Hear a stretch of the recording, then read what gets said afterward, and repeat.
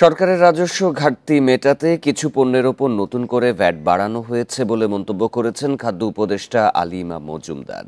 সোমবার সকালে মাদারীপুর সার্কিট হাউসে এক মত বিনিময় সভা শেষে তিনি এ কথা বলেন। উপদেষ্টা আরও জানান, সরকারের বিভিন্ন খাতে ভর্তুকি দিতে হয়।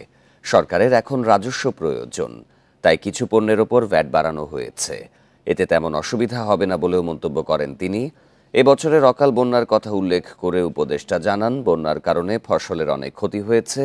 খাদ্য নিরাপত্তায় ঝুঁকি এড়াতে বিভিন্ন খাদ্যপণ্য আমদানি করা হচ্ছে। এছাড়া ওএমএস এর সুবিধা বাড়ানোর কথাও বলেন উপদেষ্টা।